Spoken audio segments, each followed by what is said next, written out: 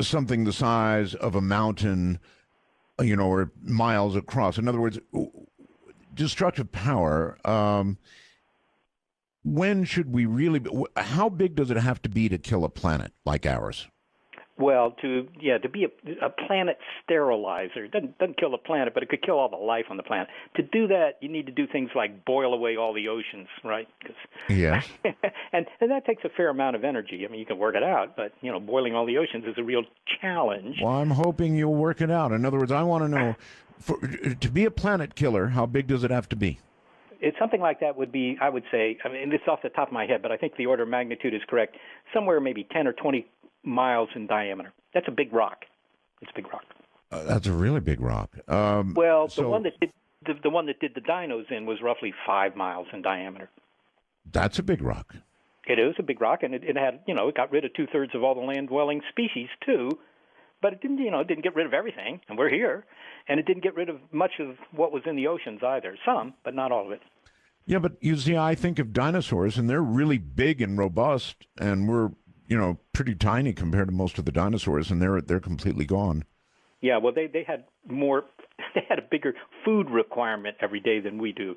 That made them vulnerable. They were at the top of the food chain, so are we, but they weren't very good farmers to begin with. And, when a lot of the lower life forms went away, their food went away. I mean, a lot of it was the impact. That certainly killed a lot of stuff, but mostly it was the fact that the dust that got kicked up, the dirt, if you will, that got kicked up by the impact, that just spread around thanks to the winds around the earth and just darkened things for months, maybe years. And so you lost a lot of plant life, and that's at the bottom of the food chain. So, everything above that suffered. All right. So let's say something 5 or 6 miles in size is coming toward us. What could we do about it? Well, there are various approaches. One is you could just buy a lot of frozen pizza and head for the hills and wait it out and just hope it didn't hit you. But if it's 5 or 6 miles in diameter, that's going to be so destructive that you really do have to do something about it, because it doesn't matter which hills you go to, you're going to suffer. No, see, I'm not saying where do you run to. I'm saying what do we do about it? In, we don't have much of a space program right now. We don't even have a shuttle, as a matter of fact. So that's true. Yes, it is. We're more or less depending on the Russians' goodwill. Yeah, I think we would have a space program very quickly if something 5 or 6 miles in diameter showed up. But how do you get a space program quickly? Well, we know how to build rockets. We haven't built any big ones recently, but hey, look, how are you going to do it anyhow? I mean, first you have to decide. Just having the rockets might not be enough. The question is, what are you going to do when you get a rocket up there? So what? You got a rocket up there. I mean, you can send Bruce Willis up and have him land on the thing, but what's he going to do? I guess what he did. In other words, so your answer is you've got to have a fast space program, and you think we could do that if we had to? Okay, fine. All right, let's say we could do it. Yeah, because let's say we could do it. We've got a rocket. Now what? Okay, well that's the big question mark. Now what? What's the best scheme? Let's assume you can get a rocket out there, but what do you do with a rocket? Do you just use it to loft some nuclear weapons and just nuke the thing? Would it work? Well, it depends, but probably not. To begin with, nuking a rock 5 miles in diameter, it probably doesn't do that much to the rock. Really, it doesn't. And if it did, if you did the Bruce Willis approach and you dug a hole in the thing and then you dropped a bomb in and tried to blow it apart, all you've done is, you've changed an artillery shell into buckshot. And the buckshot might be just as dangerous as the shell. I mean, it's all still moving toward you. It's all still aimed at you. It's just lots of little rocks, and that might be even worse. Okay, so that wouldn't change the trajectory. No, not really. So what you want to do is change the trajectory. You want a scheme that deflects the motion of this thing. It doesn't have to be by a lot. It could just be, depends on how far out it is, but it could just be changing the trajectory by an inch a second or something in one direction. I mean, just push it a little bit to the side, because over the course of 6 months, 6 years, whatever it is, until it gets to you, all that adds up, and the rock just sails by the Earth. And that's what you really want to do. So how do you do that? And your warranty, you would warranty to us, wouldn't you, that we would know how much in advance, did you say? Well, typically you would have, it depends, but typically A big rock like that, you would know it many years in advance, actually. It's not going to be like in the movies. Okay. All right. We know many years in advance. So now we've got our fast space program. We've got our rocket. I'm giving you that. What do we do? Yeah. Well, here are the possibilities. One scheme says, just find, I don't know, a light spot on the thing and aim a big laser at it, and eventually the pressure from the light, the light pressure, light exerts a little bit of force. We'll just push this thing to the side. That might work. It's a little doubtful. And in particular, if the thing's rotating, there's a problem there. You could throw some white paint on it. Who knows?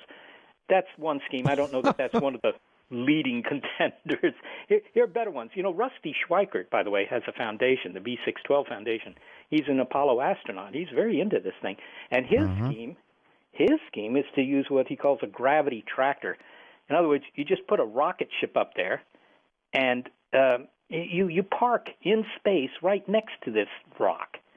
Okay, now, of course, the rock is pulling the spaceship toward the rock, but on the other hand, the spaceship is also pulling on the rock, right? This is, Newton's law. Every action has an equal and opposite reaction. So just like the Earth is pulling on you, and that's keeping you in your chair, but on the other hand, you're pulling on the Earth, obviously a little less, and the Earth is pulling on you. But so this rocket is pulling on that rock, that asteroid, and so you just fire your rocket engines occasionally to keep your rocket in place, and it will slowly cause the rock to drift over in your direction. Gravity tractor. Okay, that works on paper. Maybe it would work in reality. Rusty Schweikert thinks we ought to do testing on these kinds of schemes, and that sounds reasonable to me. The other possibility is you essentially bolt a rocket engine onto the side of the asteroid, and you just sort of push it away. You turn on the rocket engine and let it go for a long time. That one sounds pretty good. Yeah, to me too. And I guess it wouldn't take all that much of a rocket engine. And we've got some pretty exotic stuff we could use, right? Well, I think this is again sort of freshman physics, how big a rocket engine you'd need. But I don't think you would take any chances. You would bolt a lot of rocket engines onto this thing. You would send multiple missions up there so that you're not subject to catastrophe if something fails. Okay. All right. I have a break coming up, and what I want to release the phone lines right now and allow people to begin calling. And I want to remind the audience that we will screen these calls only to the degree that we're sure that you have a relevant question for Seth Shostak, and we'll begin to take some calls. I've taken up a lot of his time, but he's a really, really, really interesting guy. He's got a lot to say. And so if you have a question for him, now would be the time. Our phone number is 855-REAL-UFO or Bell. My guest is Seth Shostak, chief astronomer at SETI. And what better a guy to ask questions of than Seth? He's well-humored. Otherwise, he would have already blasted me. And answers questions. And so I've only got one more for him before we go to the lines, and the lines are stacking up right now. And that question is this. Certainly somebody like yourself, Seth, who's been looking for signals from ET and looking and scanning the sky like crazy and just waiting, has had lots of time to consider things. For example, if we do get an answer, if we do, that is a question I've got to ask, the transmitting part. I forgot about that. Anyway, the question is, what do you think they might look like? Surely in the moments while you've been waiting for a signal, you've thought a lot about what they might be like. What do you think? Well, yeah, I thought about it a little bit. I find that few of my colleagues have given it a whole lot of thought because, after all, maybe they don't care what's behind the microphone, only that somebody's speaking into it. But it is a question. It is a question I get a lot from, the Hollywood folks who are putting together sci-fi movies because they'd like to know what they look like. Well, of course, we don't know what they look like.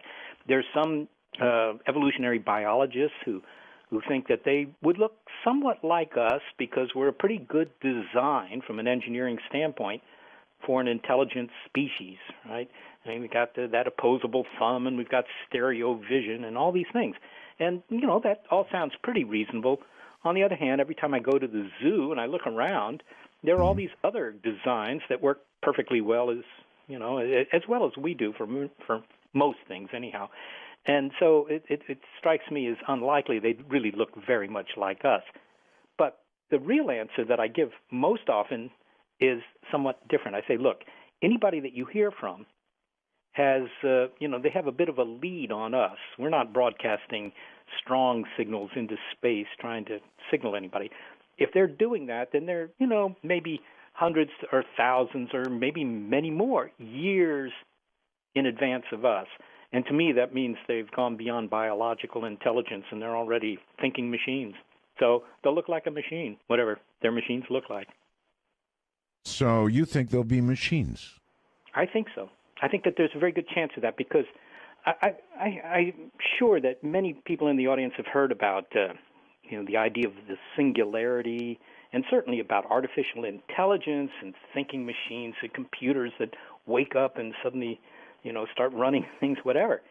It seems very likely, certainly if you talk to people in the artificial intelligence research community, it seems very likely that sometime in this century, and probably early in this century, we'll develop machines that can really think.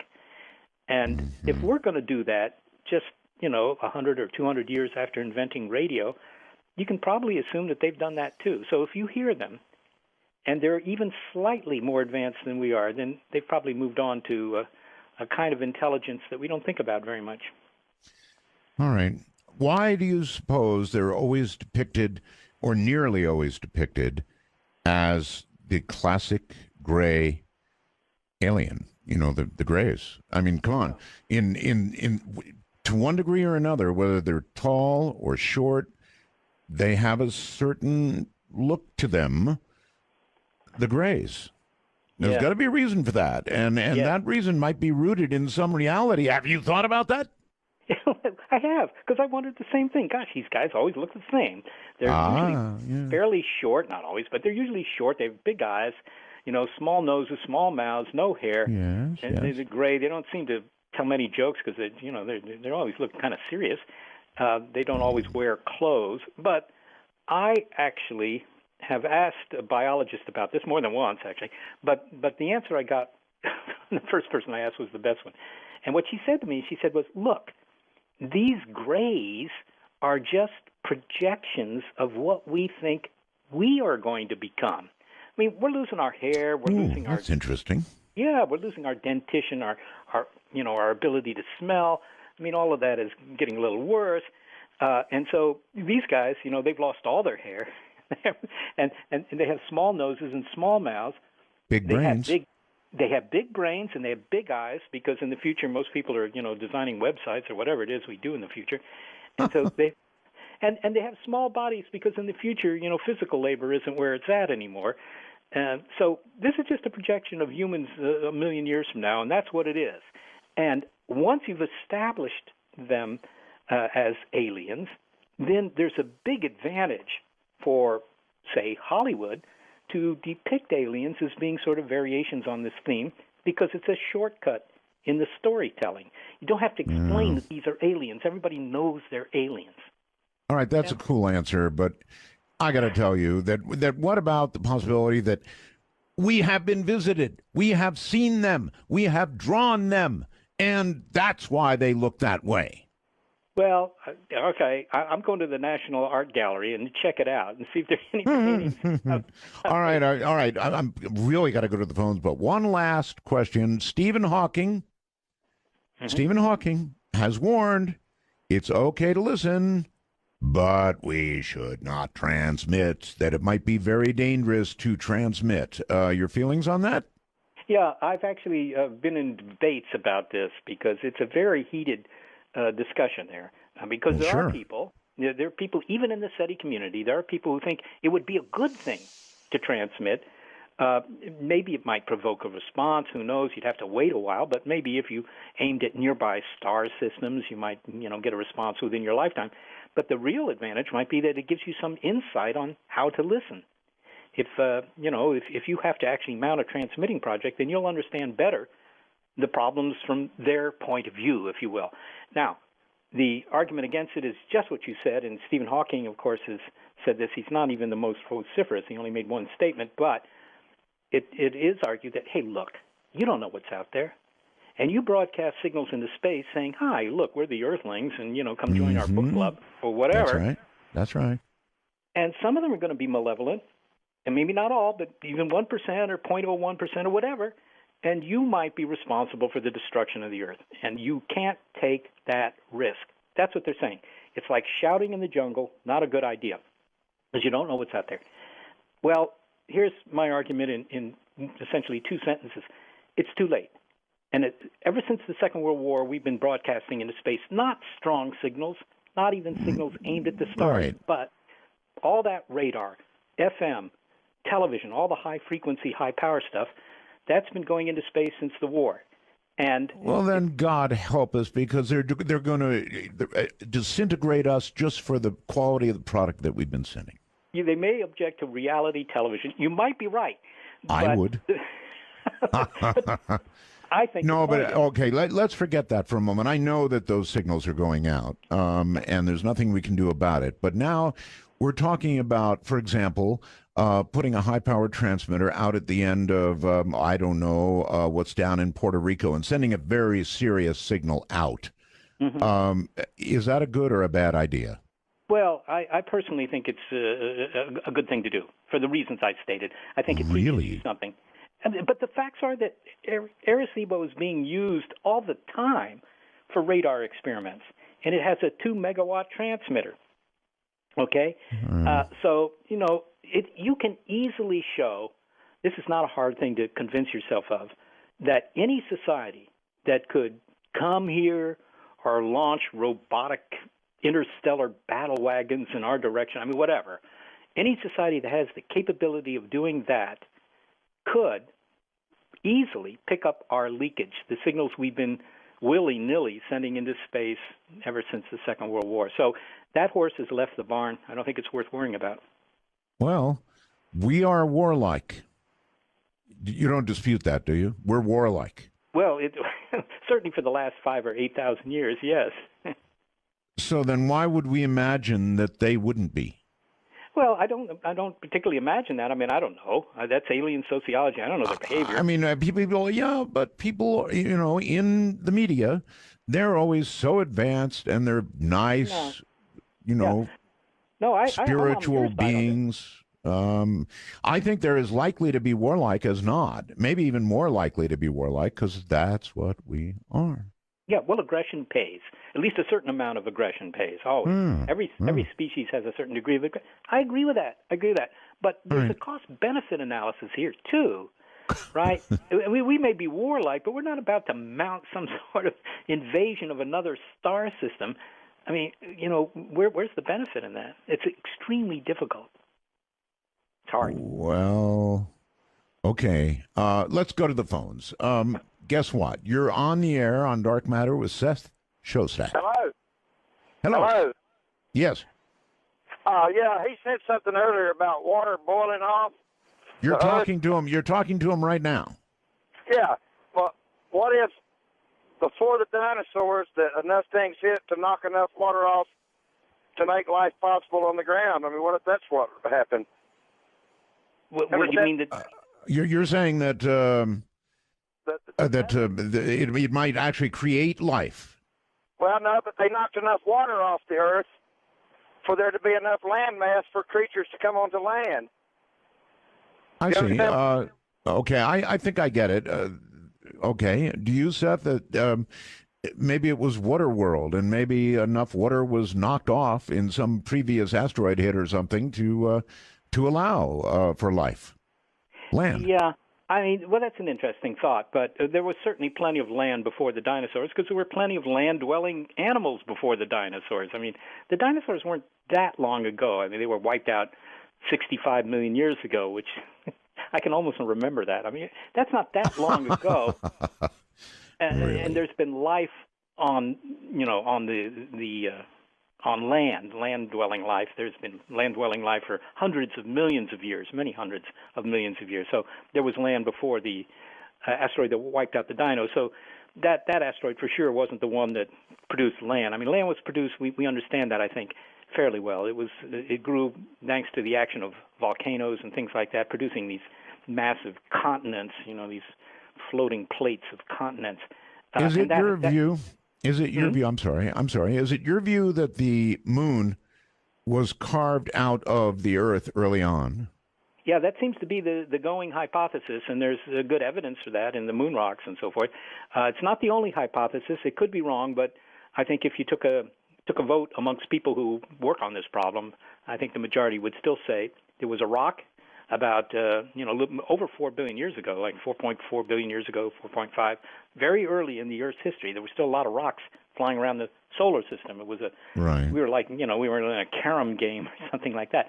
And a rock the size of Mars slams onto the Earth, and it just, all this debris goes up, and some of it coalesces to form the moon. Most of it just falls back to the Earth. But some it's of it, not a rock. That's a planet. And by the way, while we're on the subject, and just before the next line, I'm sorry I've got to do this. Planet X. Yeah. Planet X. You know about Planet X, right? Well, is it the same as Nibiru? Yes. Okay. Could there be such a thing? Well, there could be planets. I mean, I bet money there are planets we don't know about. Whether you'd call it a planet or not, I mean, that's another discussion. But Nibiru is usually portrayed as a planet that visits the inner solar system every That's right. What is it, 3,800 years or something like that. Right. And it's as big as the Earth, and it's about to cause havoc and destruction by visiting us again. Correct. That you can say is nonsense. Goofy. Yeah, it's nonsense. Goofy. Yep. Okay. Yep. It's nonsense because to begin with, any planet that size, you would see it. You can just see it, right? You could see it with our telescopes, and when it got a little closer, you could see it with your eyes. Secondly, if it was on this orbit that every several thousand years, I think it's 3,800, but I'm not sure.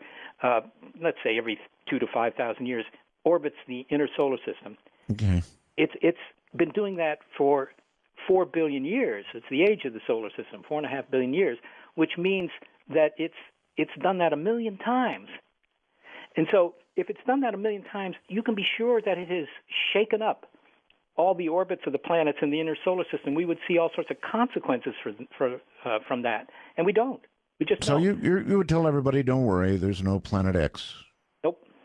There's not as it's defined in the usual way. All right. Dark Matter, you're on the air with Seth. Hello. Hey, Art. Hey, Seth. How are y'all? Fine. Go ahead, sir. I actually have two questions, one for each of you. Seth, y'all were talking about comets a little earlier in the show, and I was wanting to know if there is one close that we're possibly going to be able to see soon, and if there's one heading towards us, or... I'm sorry, I didn't quite. If there was, I didn't get it either. You're asking if there's one headed toward us. Would we see it, or what? Yeah. If there's a comet heading our way, and when should we expect it? Yeah. All right. Well, there are comets headed our way. You can be sure of it. And there's every year we discover 6 new comets or something on that order. So there are plenty of comets. I mean, there are literally billions of comets, but mostly they keep their own company. They exist far beyond the orbit of Pluto, but occasionally they come back. And but we usually find comets far enough away that we have maybe a year's worth of warning from even these long period comets, the ones that only come around once, the rogue objects that you were talking about earlier, Art. So you get at least a year of warning on those guys. All right. Do you have a question for me?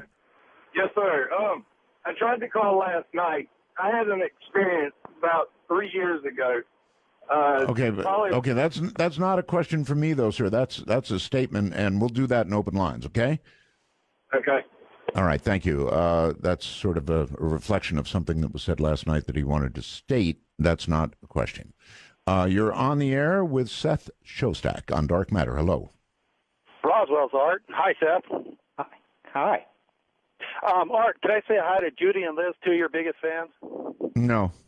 Oh, all right, I won't then. But anyway, you just Seth, did. yeah, I caught that.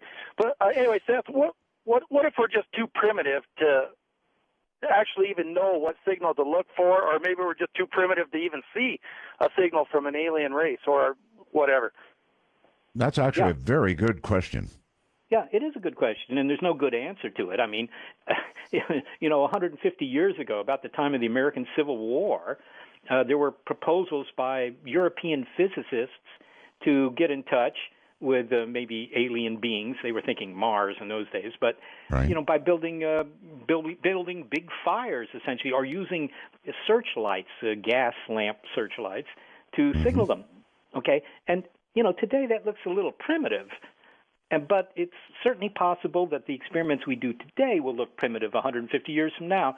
Maybe, as you kind of suggest there, we'll find physics that sort of changes our whole opinion of how you communicate from one place to another. I mean, that could happen.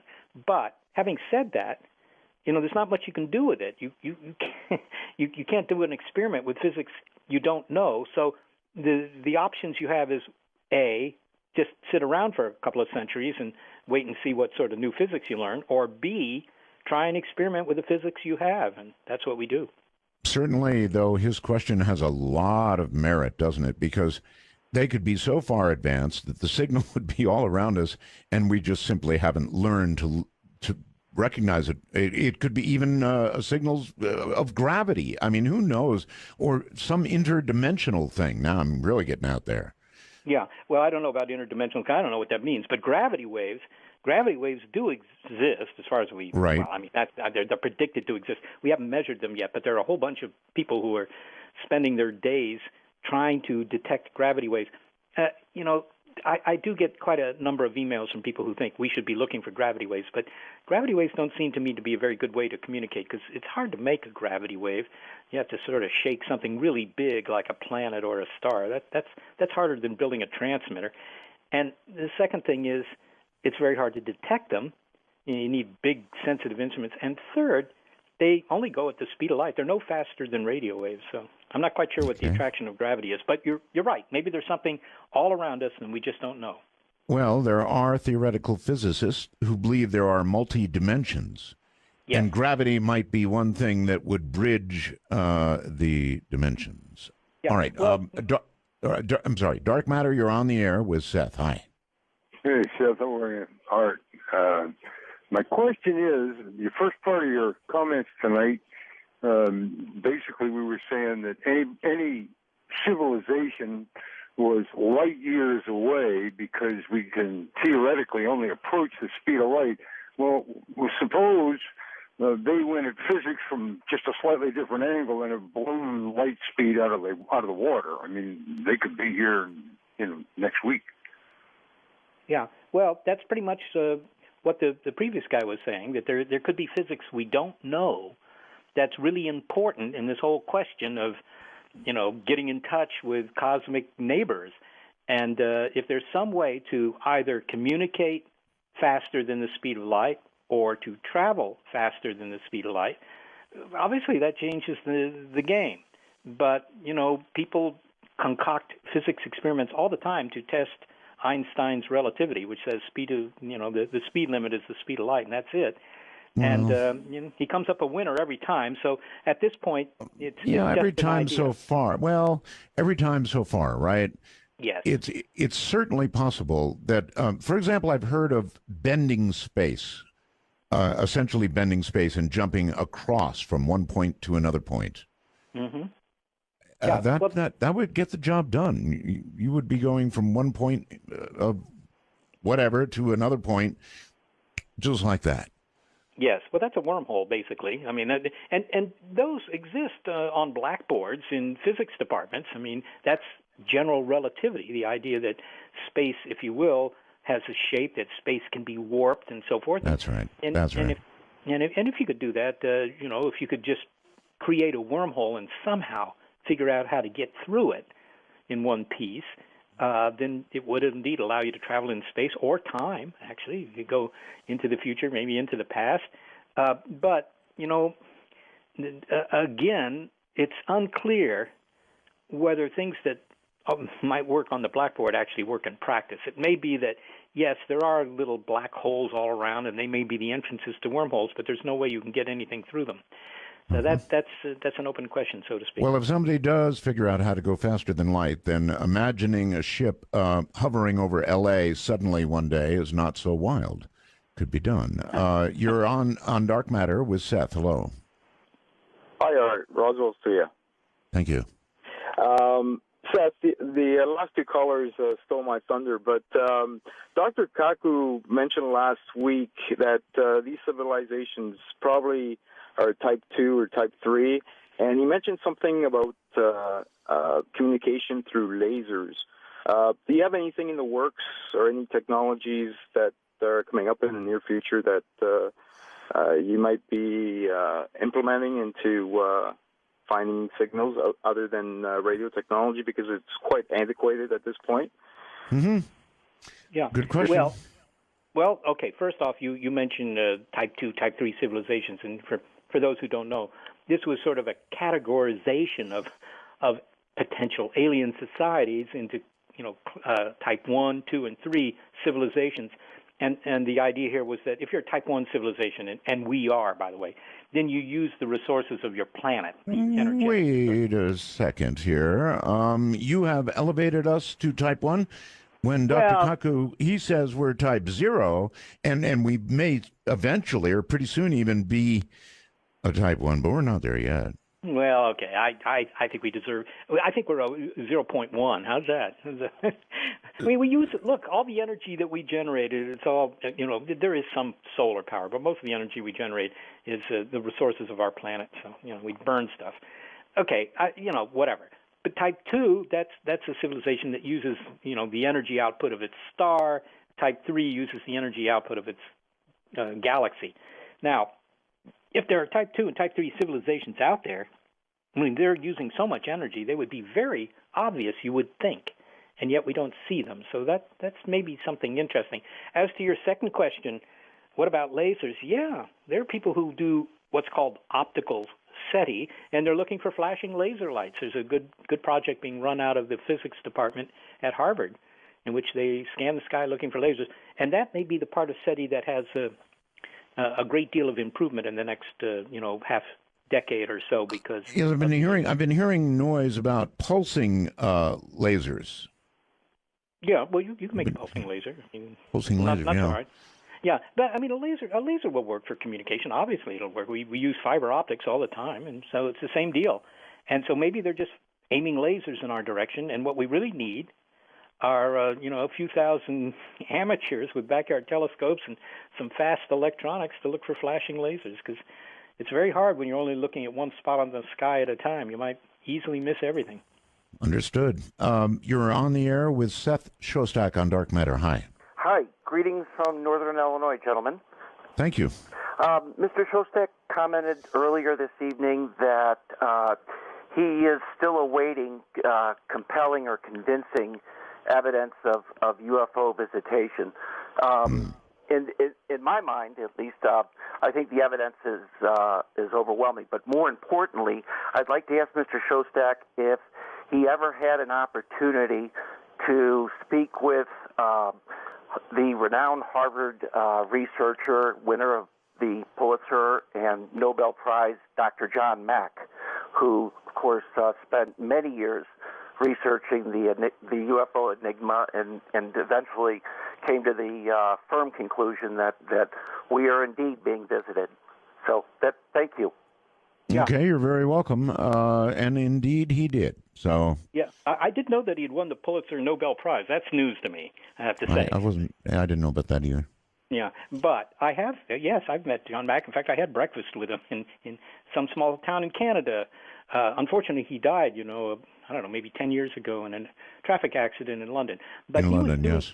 Yeah, he was doing an experiment when I met him, in which he identified people who claimed that they were being abducted, who lived with somebody else. In other words, they shared a bedroom. They were either a spouse or a sibling or somebody, roommate, whatever. And he inquired of the people that shared the room with these people who were routinely being abducted he would ask him, do you ever wake up and find that your roommate's gone? Are they ever missing from the room?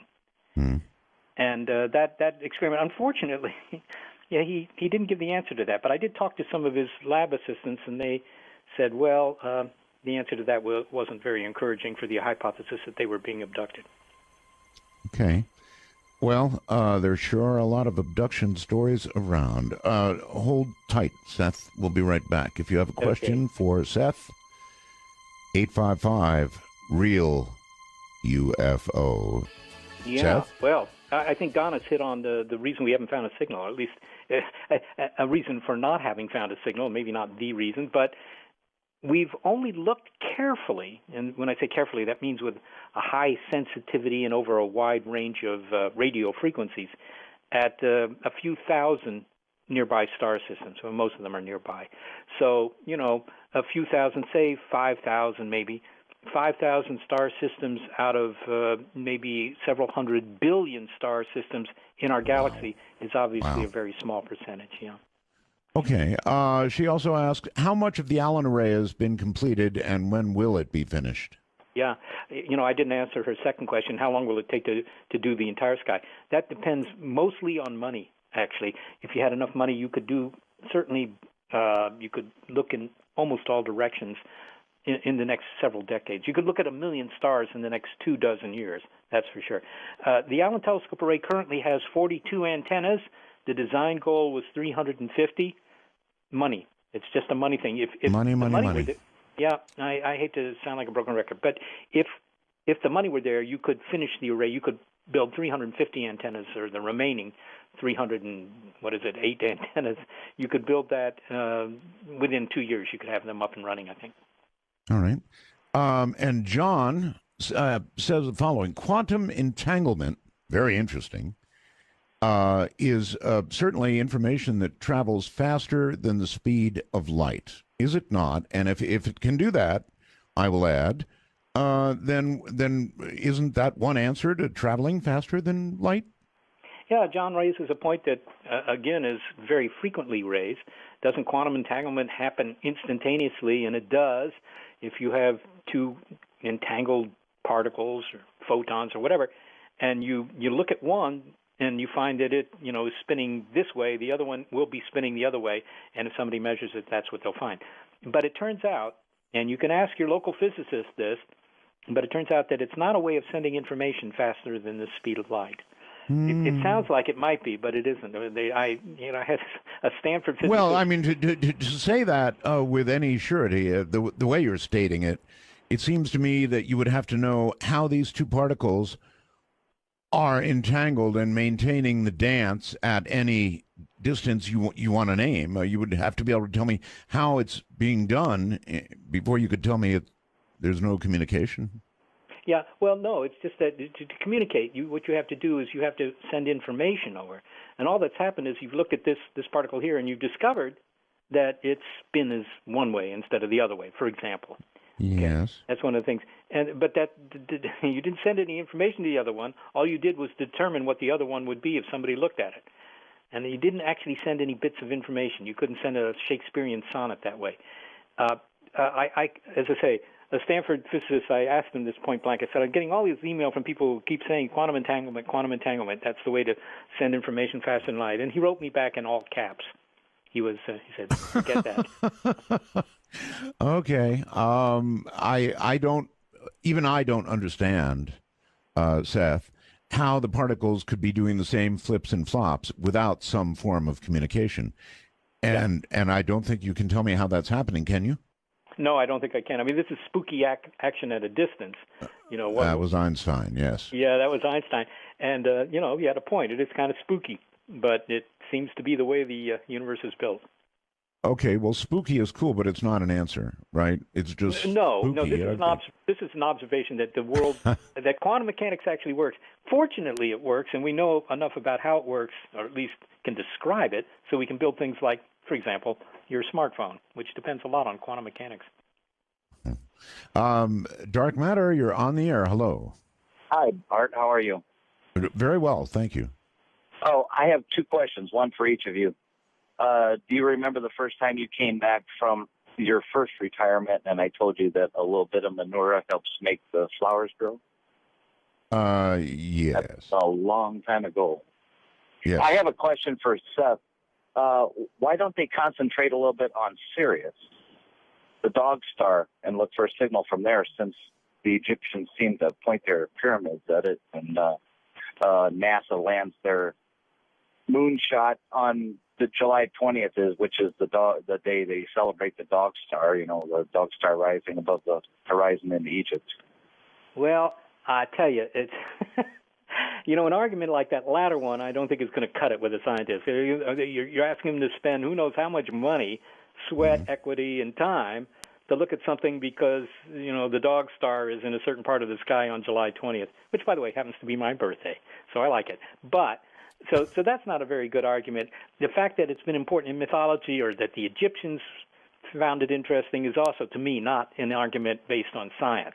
That's an argument based on folklore, which is not a good. Newton could never devise his principles of physics by looking at folklore. It just wasn't there. And the other thing is, the Egyptians, the pyramids are lined up north-south pretty accurately within, I think it's 3 minutes of arc, the big pyramid in Cheops. That's pretty good, especially when you consider that when these things were built, like 5,000 years ago, the North Star Polaris that we know about today wasn't where it is now because the Earth, wobbles. And as a result, they didn't have a North Star to line things up north-south, and they still did it.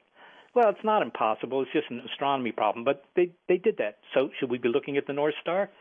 I think if you're going to do a scientific experiment, you need a stronger rationale than that. Okay. There's another SETI plan, apparently, to look for artifacts. Attention, Richard Hoagland.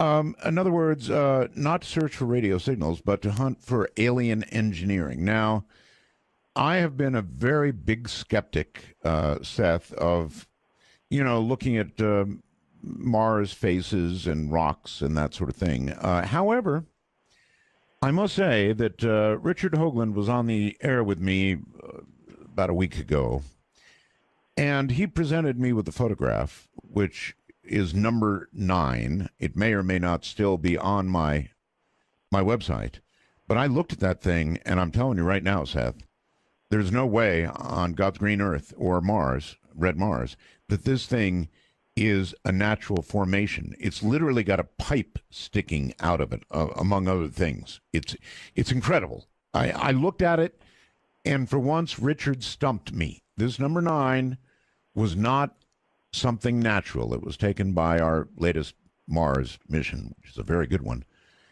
And I don't know if you have had the opportunity to look at this photograph or not. There are lots of questionable things that Richard presents, but this one, I'm telling you, brother, it knocks you right in the eye. And you look at it and you go, this is not natural. There's just no way. This is not natural. Have you seen it? Yeah, I have not seen that. No, I guess I haven't. I haven't seen it.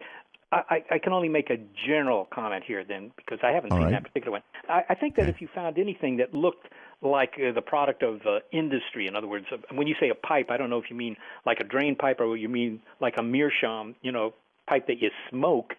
But either way, no, I mean like a pipe that would is exactly round, sticking out of this thing, just like an exhaust pipe on a car. Yeah, okay. Well, look, if it really looked like, if it looked like a typewriter, I'd be more impressed. The pipe is the kind of thing that nature might actually just make by accident. So I get photos all the time where people have, they're pointing out something on Mars. They say, look, this looks like whatever it looks like. The Copenhagen mermaid and whatever, that kind of stuff. And that's very unconvincing, because you just go into the Arizona desert and look around, you'll see stuff. However, the idea of looking for artifacts, that's perfectly legit. That's very legit. I don't think that they found anything on Mars that shows that, despite the fact that haven't even found microbes there today, somehow there was this vast civilization there at one point. I'm not convinced of that at all. But there are experiments, for example, Why is that? Wait a minute. Hold on. Why is that hard to believe? I mean, after all, Mars, we know at one time long ago, what was it, billions of years ago, had an atmosphere and it got blown away, right? So why is it so hard to imagine that there might have been a civilization there? Well, it's true that Mars was once a kinder, gentler world. That's true. That's true. Yes. I mean, it still has an atmosphere, by the way, but its atmosphere is not one you'd want around your neighborhood. No, I know. It got blown away, but I mean, at one time there could have been. There could have been. The atmosphere was undoubtedly thicker in the past. Actually, the trouble is it's very thin now, and there's no oxygen. It's all carbon dioxide. Right. Okay, but the point is, if you say, look, all right, there was a time 4 billion years ago when Mars had liquid water on the surface. It had a thicker atmosphere. So, hey, why not some sort of advanced society? Hey, why not? Well, here's why I would say unlikely. I can't say why not because it's not completely impossible. It doesn't violate the laws of physics, but it probably violates the laws of biology because look what happened on Earth. You get life going 3.5, 4 billion years ago, and it takes the first 3, almost 4 billion years before you get anything that you can see without a microscope. Mm-hmm. And then another 500 million years before you get, Homo sapiens walking around making pipes. So that took 4.5 billion years, or 4 billion years, to go from the first life to pipe-making humans. Now, Mars didn't have that kind of time because it began to go bad very quickly. So you're asking for the same scenario to have played out on Mars very, very, very quickly. Maybe, but it doesn't sound very reasonable. The other thing is, if there was this vast biota on Mars and then somehow it got wiped out, how come we don't see any evidence? I mean, if you killed all the life on Earth tomorrow and then just let the Earth sit here for 4 billion years, you'd find lots of evidence that there was once life here. And Earth has lots of climate, has rain and stuff like that washes all this stuff away. Mars doesn't even have that. It's a perfect museum. And, you don't see that. You don't see it. You really are a serious skeptic, aren't you? Well, on that theory, yes. But okay. there is a way to find artifacts. I mean, I think that idea is worth just one more mention. There are people like Jeff Marcy over at the University of California, Berkeley, and others who are examining these Kepler data that, look at stars that dim, and they're looking at the way they dim and then the way they get brighter a few hours later, trying to see if whatever it is that's passing in front of the star isn't round. Because we always assume that planets will be round, or planets are round. But if you see something that has this sort of characteristic that it dimmed the star, but it's triangular in shape, or it's hexagonal, or it's a square, or who knows what, but something other than round, then you'd say, that's a giant space station, or whatever, some sort of orbiting thing around that planet. And they may be using that to get in touch. And that's a legitimate experiment. Okay, let's continue with calls. Hi there. You're on Dark Matter with Art Bell and Seth Shostak. Hi, Art and Seth. Thanks for a great program. This is Roger, a truck driver in southern Minnesota right now, and I got 2 quick questions, and I'll hang up. Sure. Seth, what is the most efficient and fastest way to send signals off the planet directed at other at whatever is out there? And the very first signal left the Earth, and whatever year it was, can you estimate how far out there that signal might be right now? Thanks a lot. Okay. Both really pretty good questions, actually. All right. The best way to send signals. Yeah. Well, Roger that. Well, Roger, the best way to send signals, I mean, we've already mentioned here tonight the Arecibo antenna down in Puerto Rico. You can go visit it, by the way. They have a great visitor center. It's a wonderful place. In fact, they're about to celebrate their 50th anniversary, believe it or not. But they have this big I think it's 2 megawatts these days, 2 million watt transmitter on that thing. It's a 1,000-foot diameter antenna. Obviously, you can't point at anything in the sky with that thing because it's fixed on the ground. So there's only about a third of the sky can be aimed at with this thing. But hey, a third of the sky is a lot, and you could pick out something and you could load up the transmitter and send something. And there's somebody at the SETI Institute who's interested in doing that. So that's what I would recommend because you got a big antenna, a powerful transmitter. So if you're talking about a signal that rates high on the S meter or whatever, I mean a really honking signal, then that's your deal.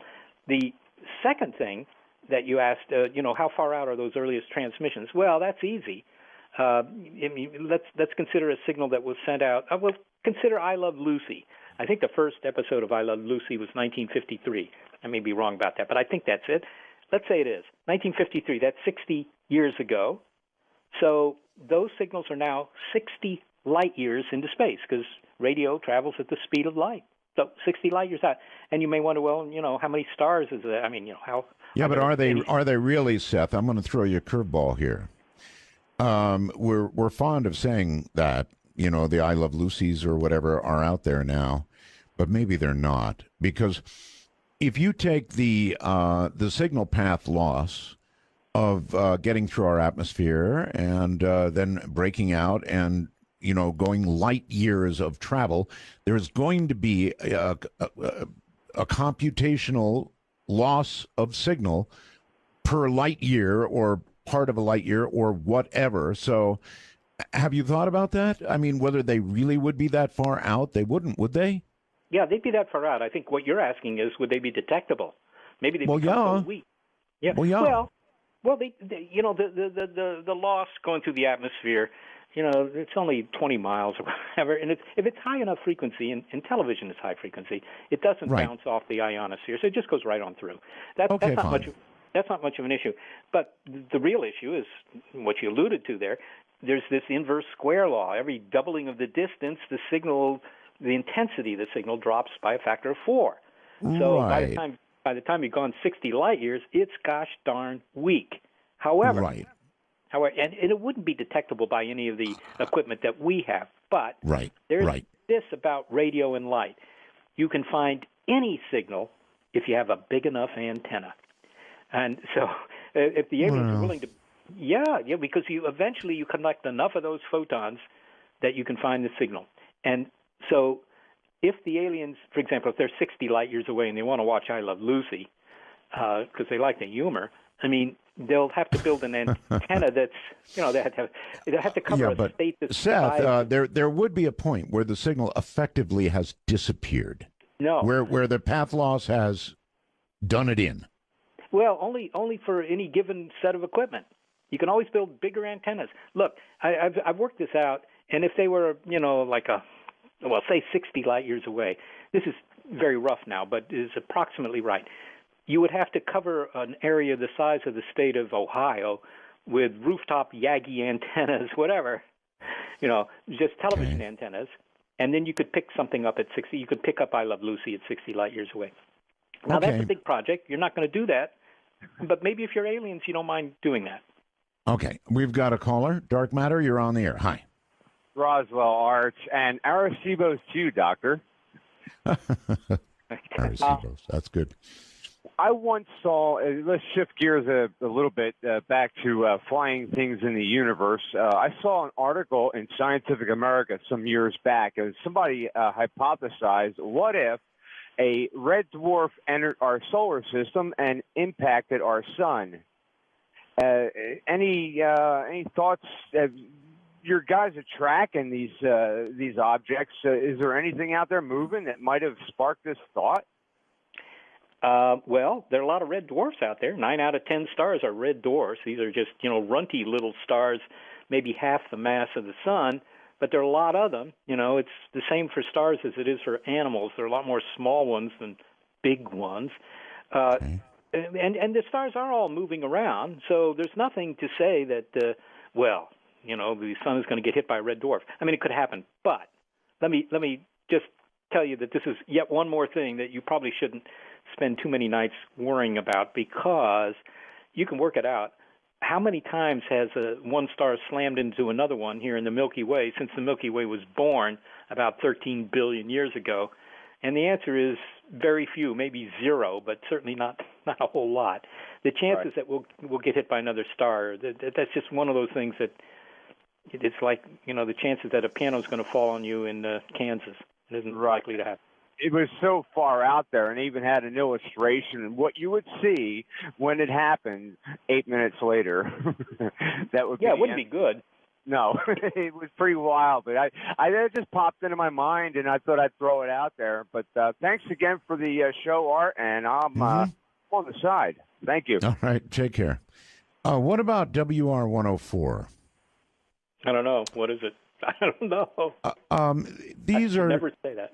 okay. These are two stars that are doing a dance right now, and apparently at some point they're going to collide. Yeah. And when they collide, there's going to be this big gamma ray burst. Yeah. And this gamma ray burst very well may be directed in toward us, or put another way, we could be in the gun barrel of this gamma ray burst. Yeah. You all familiar with that? Well, yeah. I mean, more than half of all stars are double stars. And a lot of those doubles, there's just a star that has a buddy, and they orbit one another. And they inevitably are going to collide because of various, subtle forces that slow them down. So all these guys eventually collide. And if you have two kind of dead stars, neutron stars, for example, that collide, you produce a lot of energy because these are, like two billiard balls sort of annihilating one another. But they're big billiard balls. And you release a lot of energy, including all these gamma rays, and it's known as a gamma ray burst. And the thing about gamma ray bursts, other than the fact that they're great for writing papers if you're in the astronomy biz, is that they produce so much energy that if one goes off, even thousands of light years away, it can still wreak real havoc and destruction on your atmosphere and your planet. So it's a serious threat. It's a serious threat, gamma ray bursts, because there's no way to see them coming in a way. I mean, you don't know. In the case of that you just mentioned, Art, I mean, obviously you can look at these two stars and say, well, sooner or later this is going to happen. But in general, you don't see the gamma ray burst until they've bursted and they've reached you. However, that's the bad news. So gamma ray bursts may be a real killer in the cosmos. The good news is life has been on Earth for 4 billion years. There have been lots of gamma ray bursts in all that time, and not one of them has managed to sterilize the Earth. So either we're very lucky, or the chances that you'll get sterilized by a gamma ray burst aren't very high. Okay. You might want to look into that number. You're on Dark Matter with Art Bell and Seth Shostak. Hi. Hello? Hello. Yes. Hello, Hey, hello. Yeah, I was just going to ask a question. It might be a little silly, but you have all these comedy movies out that show about other life forms already living on our planet. I mean, how possible would that be, since earlier y'all were talking about the intelligence of their life form is much greater than ours? What is there to say that there aren't some already living here and we're just looking in the wrong places? Well, Seth says there are not. Yeah. Well, right, Seth? Yeah, that's in general true. I think that if there was a lot of life living here, a la Men in Black, where you had all these aliens being kept in check. Well, Men in Black are like government guys. No, they're Men in not Black were. alien. Yes, but their job description was to keep these aliens in line who were trying to smuggle cigarettes across the state line and stuff like that, right? Oh, see, now you're trying to do that comedy you talked about. Well, no, but that was in the film. I'm telling you, it was in the film. Well, but, all right, whatever. But the point is that, I guess this is the point, that if it was life like that, then I think it would be pretty obvious. You have 7 billion people walking around the Earth, and if there were also aliens competing for real estate of that size and that complexity, I'm sure you would notice it. But the idea that there might be a hidden biosphere here on Earth, right? That what's called a shadow biosphere. This is a kind of a trendy idea these days, that there may be life on Earth that's actually had a different genesis. All the life we know about is based on DNA, from the lowliest bacteria to us. It's all DNA based and it's all related. But could there be some life on Earth that's, I don't know, QNA or some other form, and we just don't notice it because when we go looking for life, we're always looking for life that has DNA. And the answer to that is, well, it could be. It could be, and maybe we should be looking, and some people are looking, but nobody's found anything yet. all right, so there could be shadow life, the wormhole. What do you think, Seth? Yeah, it's certainly a good question, and it's one that's intrigued an awful lot of people. Some people have developed even entire languages that might be used for interstellar communication. There's an academic in the Netherlands, in Holland, Leiden actually, who has developed a language he calls Linkos. So, the lingua cosmica, the language of the cosmos. It's based on mathematics, and he thinks it would make a good way to communicate. I don't know. I think that, an easier approach is just to send a picture dictionary. Send just a whole bunch of pictures. You can send pictures as bitmaps, and most intelligent species could figure those out. And underneath them, you could just put the word in whatever language you have, and you just send enough of these things so that after that you can send a newspaper and they can read a lot of it. That's my thought. All right. I really want you to take the time and trouble to go to my website when you're able and click on the name Richard Hoagland, and then I hope that number 9 is still up there somehow or another. This picture of what we call number 9, or the number 9 picture, of something that is obviously artificial in my eyes, was backed up by the original NASA picture, the high-resolution picture, and you can go get that high-resolution picture yourself. You can find the object, you can zoom in on it, you can take a look for yourself. I really would like you to do that, Seth, and so the next time we get together, I'll bring up number 9, and you'll have a comment for me, huh? All right, that sounds good to me. I'll check it out. I'll check it out. I thank you. I appreciate that.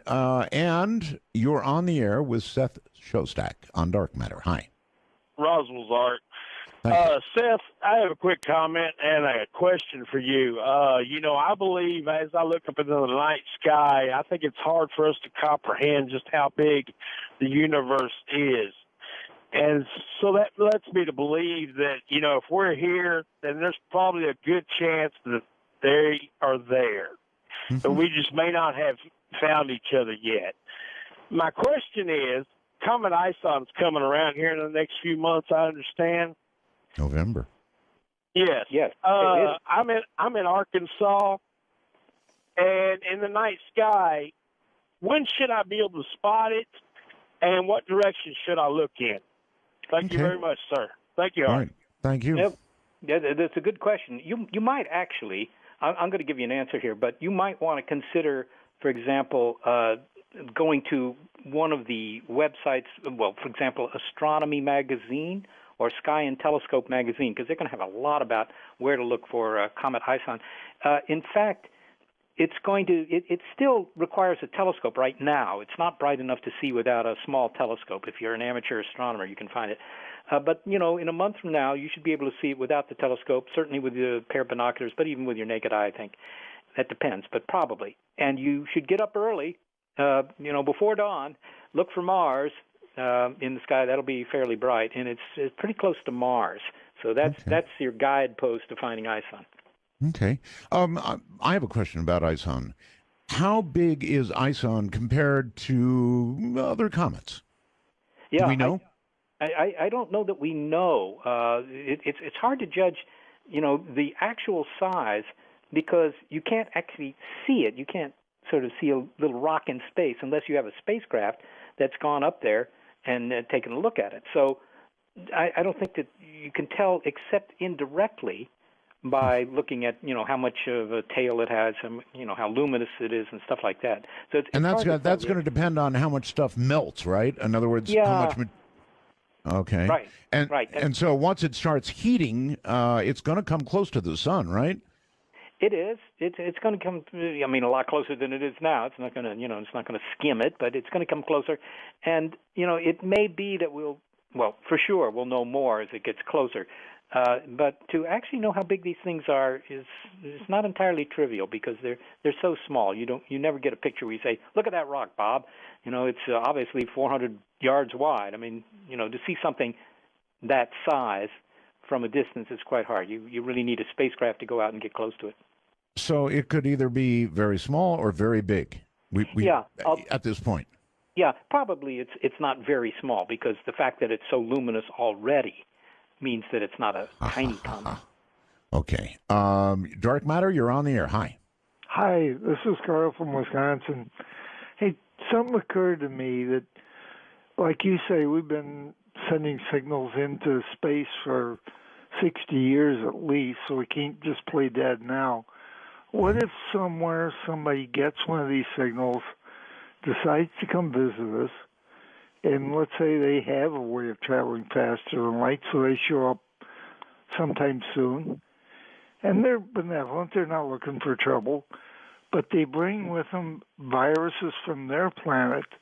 Maybe to them is just no more serious than the common cold, but since we have no immunity to it, it can really do some serious things Heck, here. I'm worried about the common cold. So you've got a good point. That's right. He's right, Seth. What if they bring an alien virus that is easily transmissible by humans? It does jump like that, after all.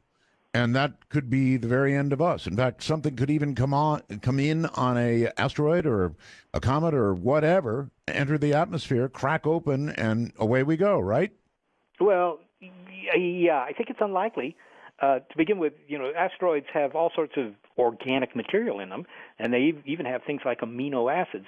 As far as we know, they don't have life in them. They don't have life. But, maybe. However, all it takes is a little bug. Yeah, well, yeah, but it has to be a little bug that knows enough about your biology to do something to it. Remember, all the things that attack you, we've co-evolved with all the illnesses that we get here, right? Mm-hmm. All the infections and so forth. We've been sharing this planet for 3.5–4 billion years with all these life forms. So when you get a cold, it's bad for you, but it's good for the virus that produces the cold because it makes more of itself, and that's its day job, right? Mm-hmm. So, so we have this mutual evolution in which we've co-evolved with all these things, whereas something coming from another world, it doesn't know anything about our biology, so it's not entirely clear that it's likely that it would become a pathogen. It might be a poison, but a pathogen, something that can actually attack your body somehow. It needs to know something about your body, otherwise it's not likely to be able to do that. Well, aren't there a lot of viruses that adapt almost immediately? What are they called? Chimeras? Chimeras, yeah. Well, yes. Sure, these things, some of them can change very quickly. That's not necessarily a very good strategy for life, by the way, because if you get a good design, you don't want to change too quickly. Most changes are for the worse, not for the better. But it's not impossible. It strikes me as very unlikely, but it's not impossible. And NASA does worry about this, not in terms of alien spacecraft coming along and, releasing bugs into our atmosphere by accident or whatever. Right. But they do worry about, for example, if you bring samples back from Mars, mm-hmm. right, could you be bringing some sort of pathogen back here? So, mm-hmm. They put them in isolation boxes and they make sure that there's nothing dangerous in there. So, I mean, it's a serious enough problem that they might worry about it. I'll tell you what I think is a much more worrisome problem is the fact that these days there are plenty of people doing what's called biohacking, where they buy some, equipment off of eBay or wherever. You can buy it for very little money, and you can, make bacteria that glow in the dark or whatever. Mm-hmm. But you could also make pathogens, and I think that that's a much more immediate threat.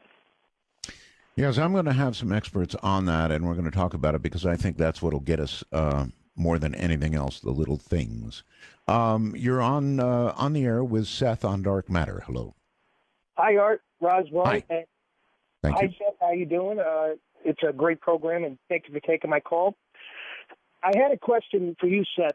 Given the size of the universe and the galaxies and all the planets outside of our solar system, what are your thoughts on the theory that some or all UFO sightings are actually humans from the future using time travel to check on or intervene with the present? I bet Seth was just about to comment on that very thing. Seth? You're looking into the future. Well, time travelers, going back in time is a lot harder than going forward in time. We're all going forward in time, lamentably, but going backward in time is really hard, and you can't go back any farther than when you invented your time machine, either, by the way. But maybe that's not a problem for them. Maybe they invented the time machine a long time ago, and they're just coming back to check on us. Well, I mean, it's an idea, it's an idea, but what's the evidence for that? right? Mm-hmm. I mean, you can't say that all the UFO sightings are evidence for that. The UFO sightings are evidence for something that people are seeing, but it doesn't tell you why they're doing that or what they're doing or anything like that. You really are quite the skeptic, aren't you? You know what I think? I think that if you would start to embrace the possibility that they are here now and that we are being visited now, you would be drummed out of SETI so quickly they'd rip your badge off and cast you into the night. Where is my badge? Well, yeah, I do get emails and comments on the internet along those lines, Art, where people will say, "Well, Seth knows that they're here, but his job depends on him denying that they're here." I think it does. I wish that our company had policies like that, but the SETI Institute doesn't tell you don't believe in these UFOs. They don't tell you anything like that.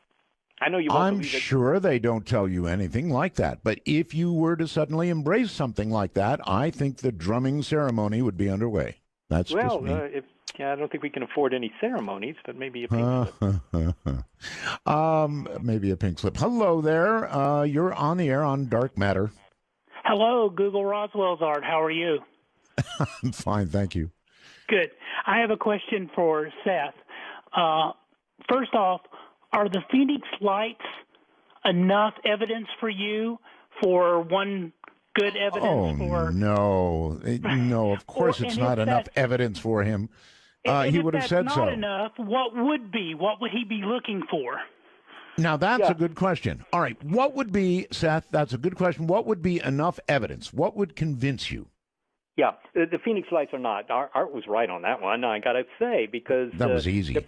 Yeah, well, it was easy, because there are explanations for everything that happened in Phoenix that evening, all of which seem very reasonable and are backed by, things that actually are known to have happened and that don't involve aliens. So, but that is a good question. What would convince me? I have thought about that, although I seem to have forgotten what it was that I thought about. But it's got to be in the nature of physical evidence. It can't be anecdotal. It can't be people describing what they saw or what they experienced. That's very, very poor evidence in science. It also can't be things they've seen, even though they will inevitably say, "I know what I saw." I hear that 3 times a day. All these people know what they saw. I understand why. I know what I saw, too, Seth. I'm sorry, but I want the answer to that question. What would convince you? Well, I'm trying. Okay. As I say, physical evidence. It's got to be something that a scientist would respect. If you know what you saw, then, police lineups would always get the right suspect, and they almost never do. I mean, people don't know what they saw. The human visual system is compromised by these 3-pound brains we carry around in our heads. So, witness testimony is kind of. I mean, you wouldn't send anybody to the electric chair on just witness testimony. I don't think. I hope not. But would a craft defying gravity convince you? Yeah. Well, if you had indeed good physical evidence, I mean, not the kind of photos I see every day, but if you had, No, really... Seth, I'm talking about your own eyes, buddy. Oh, my own eyes. What about those? Yep. Yeah, your own eyes. If you saw a large craft defying gravity, doing what airplanes can't do, however you want to put it, would that do it? Not with my eyes. I don't think I would, unless it was so close that it was... So you wouldn't believe your own eyes? No, because people tell me all the time, they say they've seen this craft and it can't be anything we've built because it was moving at thousands of miles an hour, right? That's a very frequent comment, or that it suddenly made maneuvers that none of our aircraft can do. That's a very, very common claim. Yes, it is. And what's wrong with it? I mean, I'm not asking about somebody else. I'm not talking about somebody else's testimony. I'm talking about your eyes, Seth. Well, they're not all that good. But look, in order to know how fast anything is moving, I need to know how far away it is. I need to know how far away it is.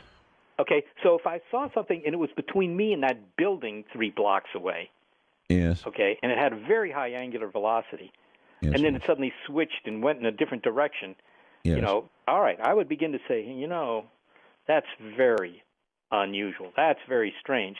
So, I'm sure that there are some experiences where I would scratch my head and say, maybe this is it. Never had any like that, but, sort of hypothetical. But you know what? I bet if you did, you'd keep your mouth shut. No. That's what I think. No, really? come on. Really? No. I could get on your show in the next 2 weeks. You could. You could. But I don't think you would. Dark Matter, you're on the air with Seth Shostak. Hello. Infinite Roswell's to you, Art. Thank you. And also 51's from Belgab. Seth, I have a question for you. And I really actually want you to put your thinking cap on this, if you can, for me. Is light speed the fastest form of communication we have right now for civilization, for data transfer and that sort of thing? Yes.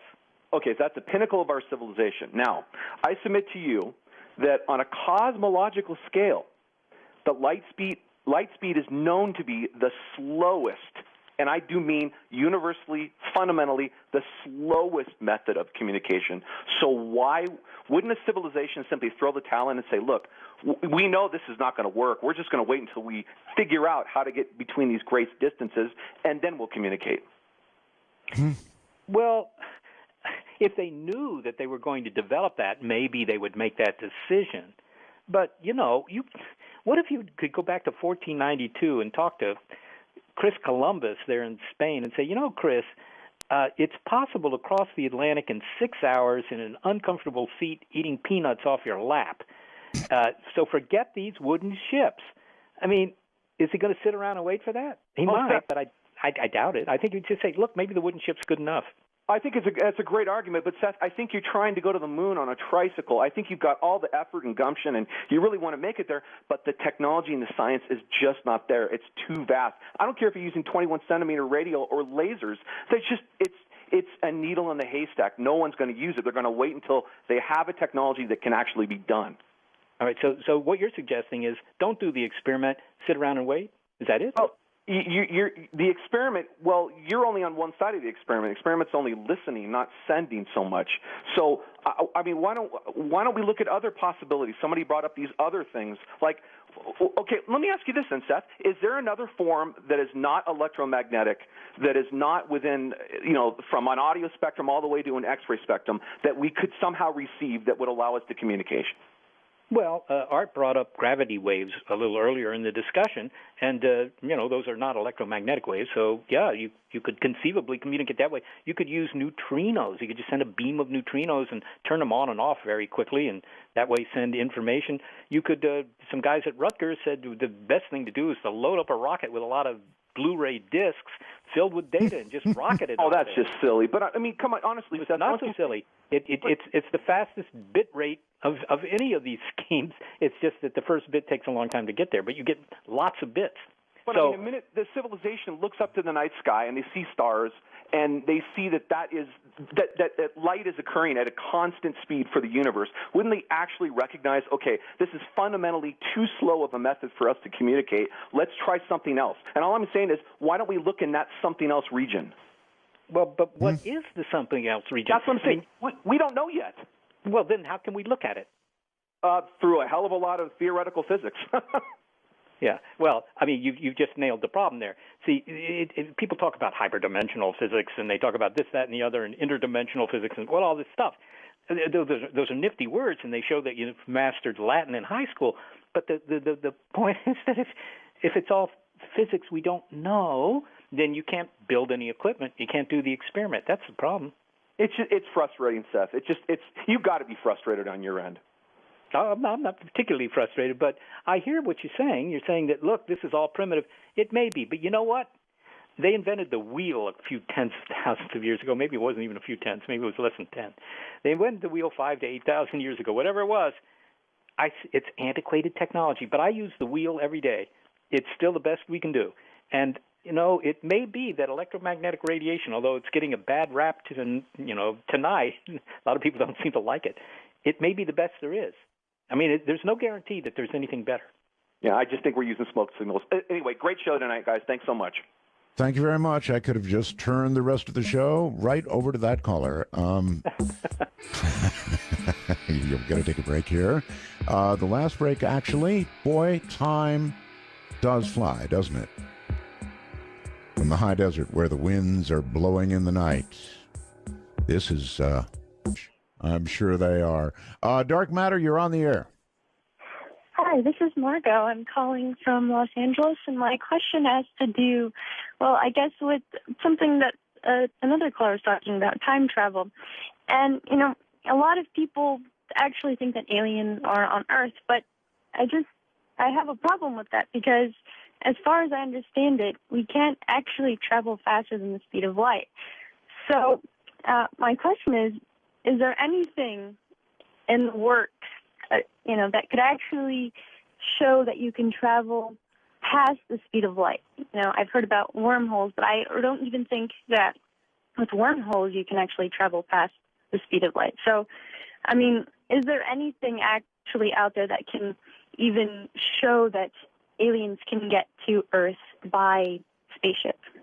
Absolutely nothing. As far as I know, Seth, what about it? Yeah, I think you're right. I don't know of anything, even theoretically, that maybe I shouldn't say that because who knows? Theoretical literature is very large. But no, there are no sort of intriguing experiments where it looks like something went faster than the speed of light.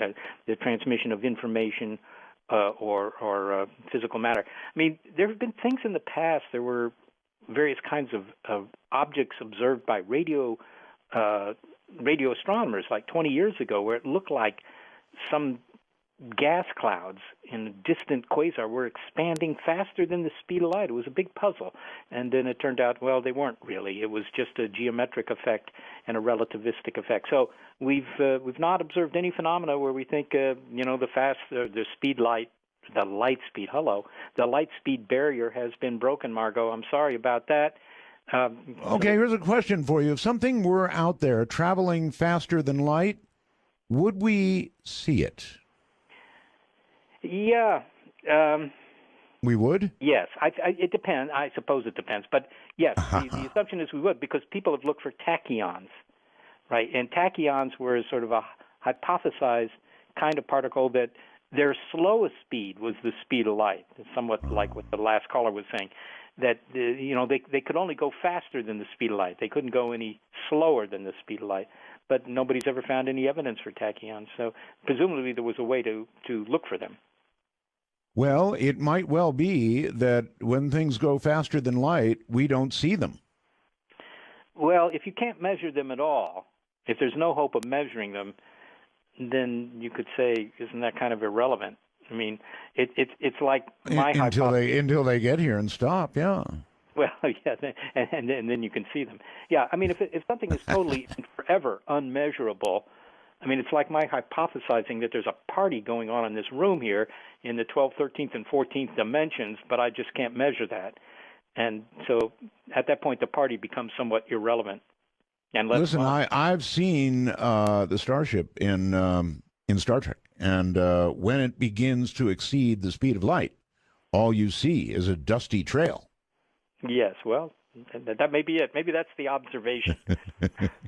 Dark Matter, you're on the air. Good evening or morning or whatever. Hi, Art. This is Jim from Arizona. Hey, Jim. Hi, and I wanted to say you certainly have a spring in your voice over the last week. Do I? You do. You're happy to be back on the air on your terms, and I can tell. It may be the spring before the storm. I've got a cold coming on, so we'll see. Well, I've been fighting it because my daughter goes to that petri dish they call a high school. There you go. But I was going to say also this what you guys call skepticism, Dr. Seth, I call good science.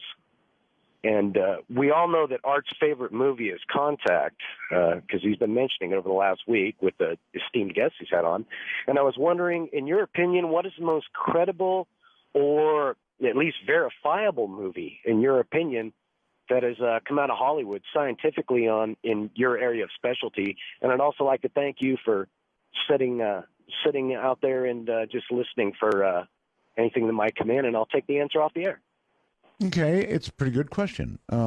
What is the best movie-wise? Well, I think Jim's already named it. And by the way, thank you very much, Jim, for those kind comments. Yeah, Contact. Look, it was written by Carl Sagan. Carl Sagan, of course, not only knew about SETI, but he had done some SETI experiments. So he got the science right. Now, the beginning of that movie talks about how they're looking, and the end of the movie, all right, Jodie Foster goes looking for her dad in space via some sort of wormhole device. That's the fiction part. But the SETI part was very accurate. Well, now, wait a minute. She found her dad at the end of the wormhole experience. She didn't go looking for her dad so much as she found her dad. I don't think that's what she didn't have expectations of finding her dad, but she did.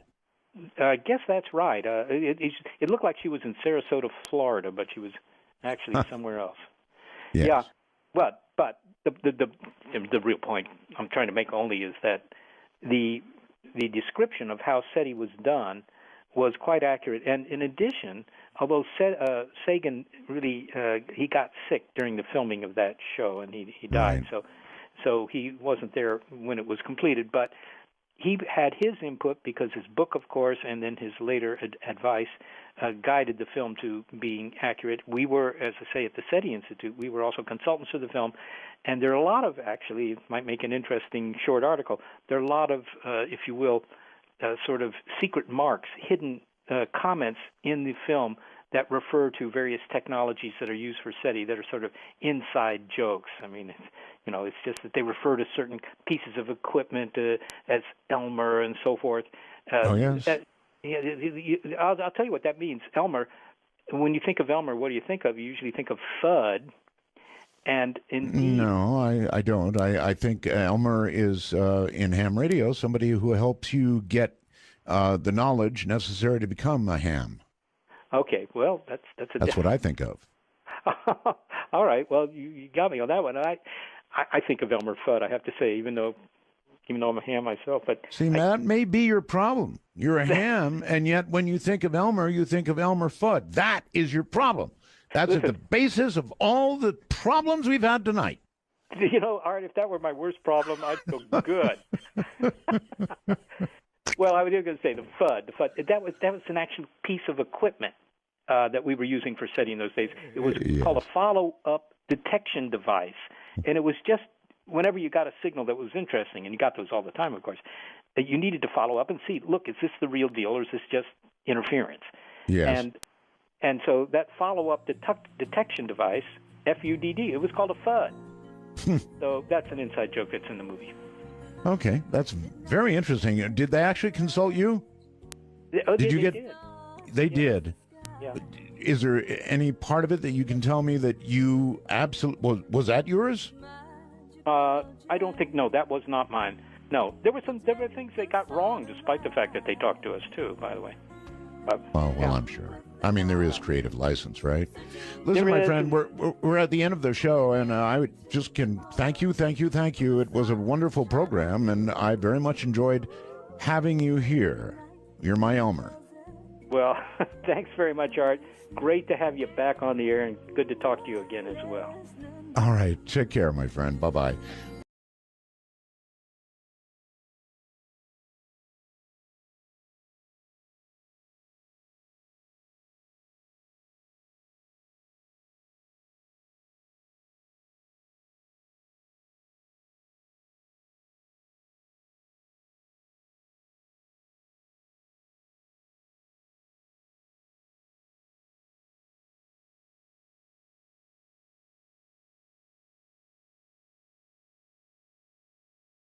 And that sounds reasonable to me.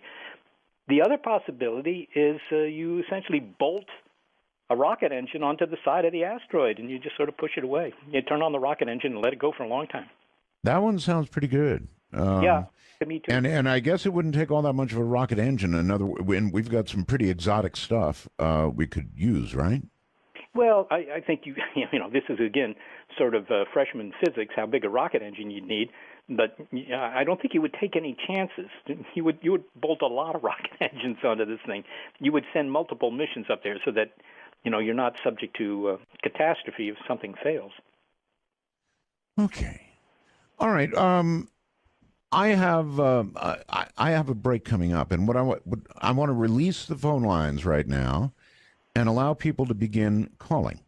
And I want to remind the audience that we will screen these calls only to the degree that we're sure that you have a relevant question for Seth Shostak, and we'll begin to take some calls. I've taken up a lot of his time, but he's a really, really, really interesting guy. He's got a lot to say, and so if you have a question for him, now would be the time. Our phone number is 855-REAL-UFO. Or Bell. My guest is Seth Shostak, chief astronomer at SETI. And what better a guy to ask questions of than Seth? He's well-humored. Otherwise, he would have already blasted me. And answers questions. And so I've only got one more for him before we go to the lines, and the lines are stacking up right now. And that question is this. Certainly somebody like yourself, Seth, who's been looking for signals from ET and looking and scanning the sky like crazy and just waiting, has had lots of time to consider things. For example, if we do get an answer, if we do, oh God, that is a question I've got to ask, the transmitting part. I forgot about that. Anyway, to put something the size of a mountain, or miles across. In other words, destructive power. When should we really? How big does it have to be to kill a planet like ours? Well, to be a planet sterilizer. It doesn't kill the planet, but it could kill all the life on the planet. To do that, you need to do things like boil away all the oceans, right? Yes. and that takes a fair amount of energy. I mean, you can work it out, but boiling all the oceans is a real challenge. Well, I'm hoping you'll work it out. In other words, I want to know, to be a planet killer, how big does it have to be? It's something like that would be, I would say, I mean, this is off the top of my head, but I think the order of magnitude is correct. Somewhere maybe 10 or 20 miles in diameter. That's a big rock. It's a big rock. That's a really big rock. The one that did the dinos in was roughly 5 miles in diameter. That's a big rock. It is a big rock, and it had, it got rid of 2/3 of all the land-dwelling species too, but it didn't, it didn't get rid of everything, and we're here, and it didn't get rid of much of what was in the oceans either. Some, but not all of it. Yeah, but you see, I think of dinosaurs, and they're really big and robust, and we're pretty tiny compared to most of the dinosaurs, and they're completely gone. Yeah, well, they had more, they had a bigger food requirement every day than we do. That made them vulnerable. They were at the top of the food chain, so are we, but they weren't very good farmers to begin with. And, when a lot of the lower life forms went away, their food went away. I mean, a lot of it was the impact. That certainly killed a lot of stuff, but mostly it was the fact that the dust that got kicked up, the dirt, if you will, that got kicked up by the impact, that just spread around thanks to the winds around the earth and just darkened things for months, maybe years. And so you lost a lot of plant life, and that's at the bottom of the food chain. So, everything above that suffered. All right. So let's say something 5 or 6 miles in size is coming toward us. What could we do about it? Well, there are various approaches. One is you could just buy a lot of frozen pizza and head for the hills and wait it out and just hope it didn't hit you. But if it's 5 or 6 miles in diameter, that's going to be so destructive that you really do have to get to the side, because over the course of 6 months, 6 years, whatever it is, until it gets to you, all that adds up, and the rock just sails by the Earth. And that's what you really want to do. So how do you do that? And your warranty, you would warranty to us, wouldn't you, that we would know how much in advance, did you say? Well, typically you would have, it depends, but typically a big rock like that, you would know it many years in advance, actually. Okay. It's not going to be like in the movies. Okay, all right. We know many years in advance. So now we've got our fast space program. We've got our rocket. I'm giving you that. What do we do? Yeah. Well, here are the possibilities. One scheme says, just find, a light spot on the thing and aim a big laser at it, and eventually the pressure from the light, the light pressure, light exerts a little bit of force. We'll just push this thing to the side. That might work. It's a little doubtful. And in particular, if the thing's rotating, there's a problem there. You could throw some white paint on it. Who knows? That's one scheme. I don't know that that's one of the leading contenders. Here are better ones. Rusty Schweikert, by the way, has a foundation, the B612 Foundation. He's an Apollo astronaut. He's very into this thing. And his scheme is to use what he calls a gravity tractor. In other words, you just put a rocket ship up there, and you park in space right next to this rock. Okay, now, of course, the rock is pulling the spaceship toward the rock, but on the other hand, the spaceship is also pulling on the rock, right? This is, Newton's law. Every action has an equal and opposite reaction. So just like the Earth is pulling on you, and that's keeping you in your chair, but on the other hand, you're pulling on the Earth, obviously a little less than the Earth is pulling on you. But so this rocket is pulling on that rock, that asteroid, and so you just fire your rocket engines occasionally to keep your rocket in place, and it will slowly cause the rock to drift over in your direction. Gravity tractor. Okay, that works on paper. Maybe it would work in reality. Rusty Schweiker thinks we ought to do testing on these kinds of schemes, do something about it, because it doesn't matter which hills you go to, you're going to suffer. No, see, I'm not saying where do you run to. I'm saying what do we do about it? As in, we don't have much of a space program right now. We don't even have a shuttle, as a matter of fact. So that's true. So, yes, it is. We're more or less depending on the Russians' goodwill. Yeah, I think we would have a space program very quickly if something 5 or 6 miles in diameter showed up. But how do you get a space program quickly? Well, we know how to build rockets. We haven't built any big ones recently, but hey, look, how are you going to do it anyhow? I mean, first you have to decide. Just having the rockets might not be enough. The question is, what are you going to do when you get a rocket up there? So what? You got a rocket up there. I mean, you can send Bruce Willis up and have him land on the thing, but what's he going to do? I guess what he did. In other words, so your answer is you've got to have a fast space program, and you think we could do that if we had to. Okay, fine. All right, let's say we could do it. Yeah, because let's say we could do it. We've got a rocket. Now what? Okay, well that's the big question mark. Now what? What's the best scheme? Let's assume you can get a rocket out there, but what do you do with a rocket? Do you just use it to loft some nuclear weapons and just nuke the thing? Would it work? Well, it depends, but probably not. To begin with, nuking a rock 5 miles in diameter, it probably doesn't do that much to the rock. Really, it doesn't. And if it did, if you did the Bruce Willis approach and you dug a hole in the thing and then you dropped a bomb in and tried to blow it apart, all you've done is, you've changed an artillery shell into buckshot. And the buckshot might be just as dangerous as the shell. I mean, it's all still moving toward you. It's all still aimed at you. It's just lots of little rocks, and that might be even worse. So that wouldn't change the trajectory. No, not really. So what you want to do is change the trajectory. You want a scheme that deflects the motion of this thing. It doesn't have to be by a lot. It could just be, depends on how far out it is, but it could just be changing the trajectory by an inch a second or something in one direction. I mean, just push it a little. The question is, what do you think they might look like? Surely in the moments while you've been waiting for a signal, you've thought a lot about what they might be like. What do you think? Well, yeah, I thought about it a little bit. I find that few of my colleagues have given it a whole lot of thought because, after all, maybe they don't care what's behind the microphone, only that somebody's speaking into it. But it is a question.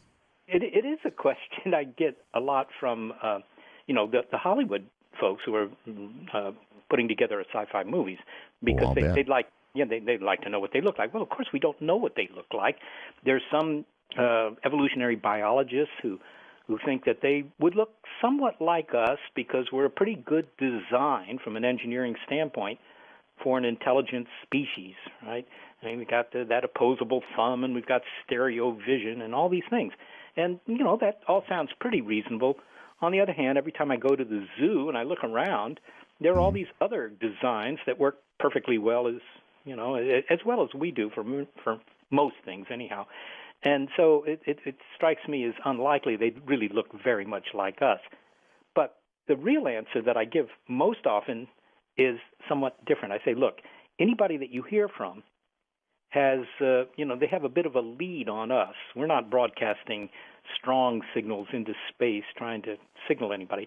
If they're doing that, then they're, maybe hundreds or thousands or maybe many more years in advance of us. And to me, that means they've gone beyond biological intelligence and they're already thinking machines. So they'll look like a machine, whatever their machines look like. So you think they'll be machines? I think so. I think that there's a very good chance of that because I'm sure that many people in the audience have heard about, the idea of the singularity and certainly about artificial intelligence and thinking machines and computers that wake up and suddenly start running things, whatever. It seems very likely certainly if you talk to people in the artificial intelligence research community, it seems very likely that sometime in this century, and probably early in this century, we'll develop